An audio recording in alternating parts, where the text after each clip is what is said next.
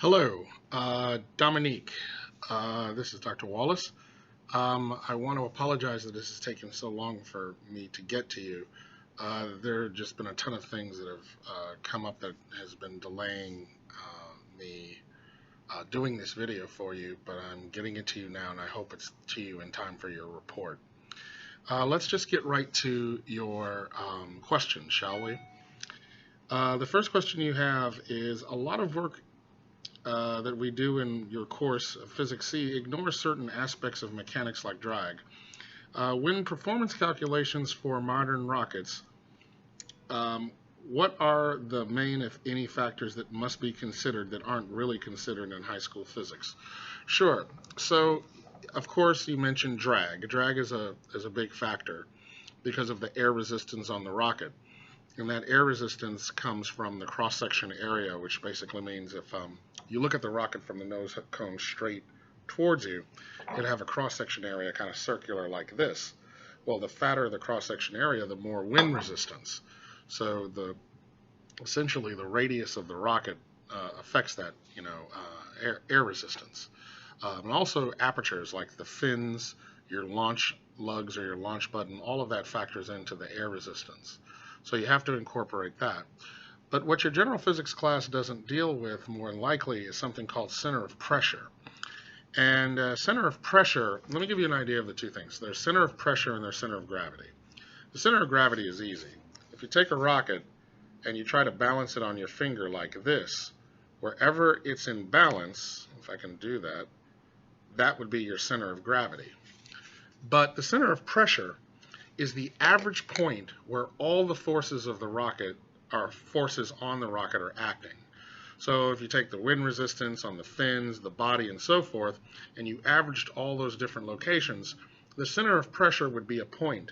And ideally, we want the center of pressure to be behind the center of gravity, but in front of the tail of the rocket. If your center of pressure ends up being beyond the tail of the rocket, that creates a situation known as overstable. Now, in terms of stability, which is another factor that you may not get a lot into in your physics class, stability is basically, how balanced the rocket is when it flies. You have three conditions. You have stable, understable, and overstable. Ideally, you want stable.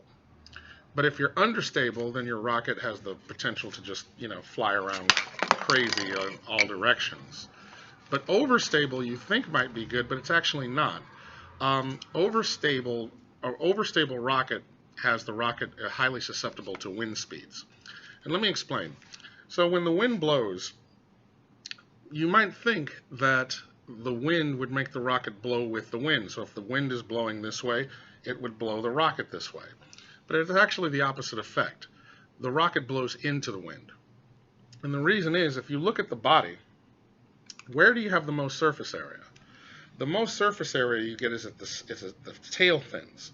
So if the wind is blowing this way, it pushes the tail like that. And if the tail goes that way, which way is the rocket going to go? This way.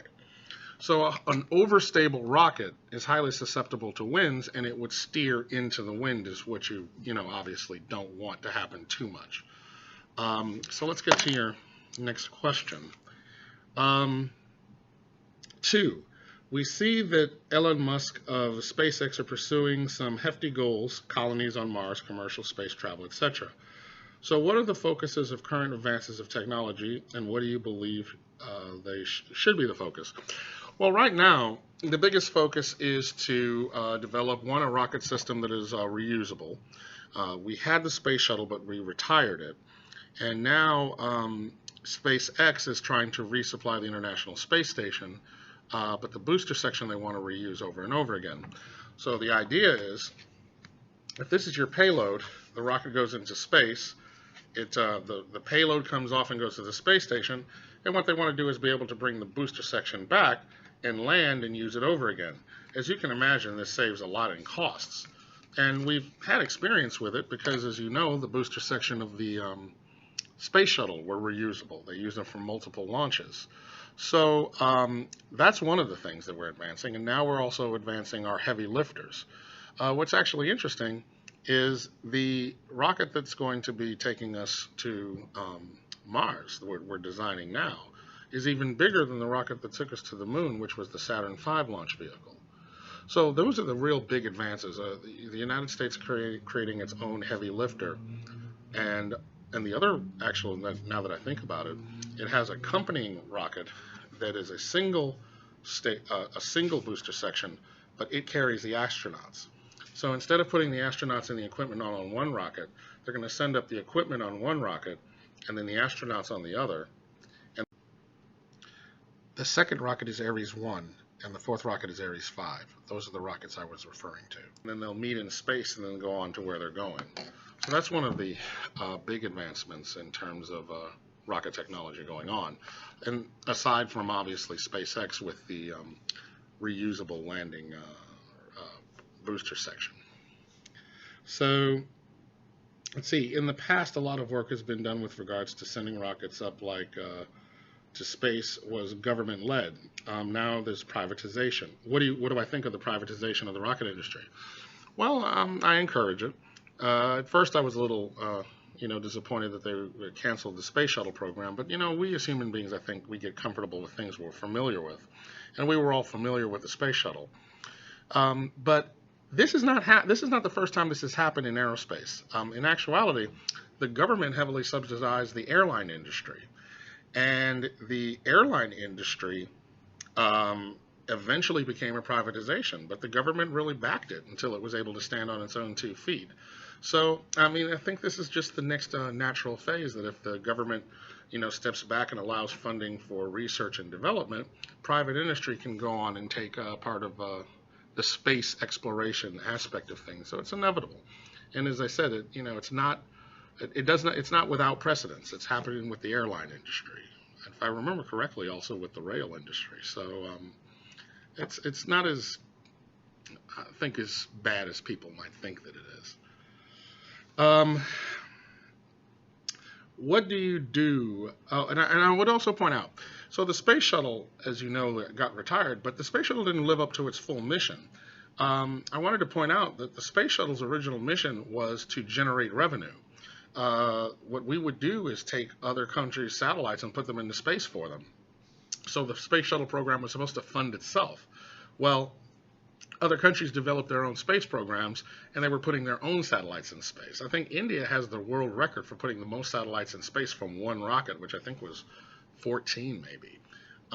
So it was inevitable that the shuttle would have been retired, because it just didn't do what the mission originally set out to do, which was to be kind of like the lifting of putting satellites in space as an industry, which other countries decided to do themselves.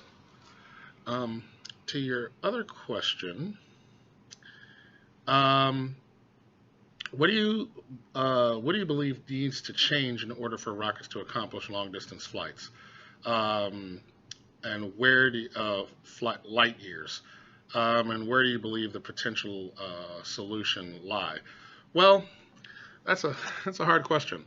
Well, the first thing is, I think we need to develop plasma thrusters and get those to be efficient. Plasma thrusters are nothing new to the imagination.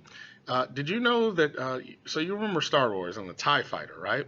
Well, TIE Fighter actually stands for Twin Ion Engine. Ion engines are plasma thrusters. Essentially, it's where you produce ions and you eject them this way, and due to Newton's third law, if you're ejecting ions this way, it propels the craft that way. So I would imagine developing a form of plasma thruster would be the first thing. But in terms of traveling the speed of light, we're going to have to develop a whole lot of new science and theory, because one, well, you didn't say traveling the speed of light, but you mean traveling light years away. Well, one of two things are going to have to happen. We're going to have to be able to travel such that we can approach the speed of light. That's one thing. But then the second thing is we're going to have to come up with a manner of so much cryostasis, because if you can travel just under the speed of light, and you want to visit a star that's 4 light years away, then that means it's going to take you a little over 4 years to get there. Well, if you're going to be in space for 4 years, that means you have to grow food, have water, have air, and we have technology that recycles air, but what about food and so forth? That takes a lot of equipment. And if you think about putting all that in space, I believe the statistic is that it costs $10,000 for every pound that you're going to get off the ground to put into space. So imagine the amount of food that you'd have to put in space and how expensive that would be. The idea is maybe we could develop hydroponic technology such that we could grow our food as we're traveling into space. But 4 years is a very long commitment. We also have to realize that if it takes you 4 years to get there, and that's just, Alpha Centauri, which I think is 4.6 light years away, or it's 6.4, I tend to forget. But that's 4 to 6 years that you're giving up of your life just to go there. And if I remember correctly, there are no planets around Alpha Centauri. So you really want to go to a star system that has something to explore other than just the star.